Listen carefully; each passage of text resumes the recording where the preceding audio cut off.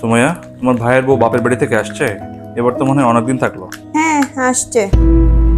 এভাবে বলতেছো কেন? কোনো সমস্যা হয়েছে নাকি? সমস্যা? মেয়েটাকে একদম খালি হাতে পাঠাই দিছে। সামনে ঈদ, মানুষ তো জামা কাপড় না পারুক, অন্তত সেমাই, চিনি, মশলা এগুলা তো দিবে। কিভাবে যে খালি হাতে পাঠায় কে জানে। পাগল হয়ে গেছো নাকি? উল্টা পাল্টা কথা বলতেছো কেন? মানুষের তো আর্থিক সমস্যা হতে পারে নাকি? সমস্যা টমস্যা কিছু না, দেওয়ার জন্য মন থাকতে হয়, বুঝছো? আরে, বোঝার চেষ্টা করবো ব্যাপারটা। তোর বউকে একটু ডাকতো। এই সুমাইয়া, হ্যাঁ। আমার ডাকতেছে, একটু এই ঘরে আসো তো। হ্যাঁ আম্মা, বলেন। ঈদ তো প্রায় চলে আসলো, তা তোমার বাবার বাড়ি থেকে এবার কিছু পাঠাবে নাকি আগের বারের মতো এটা ওটা বাহানা দিয়ে কাটাই দিবে?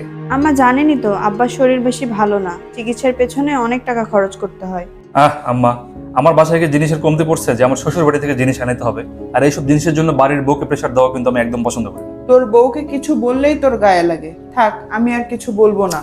আর দেখছো সুমাইয়া, সেদিন তুমি তোমার ভাইয়ের বউয়ের পরিস্থিতি বোঝার চেষ্টা করো না, আর আজকে আমার মা যে এসে তোমাকে এতগুলো কথা শোনাইলো, তোমার খারাপ লাগে নাই?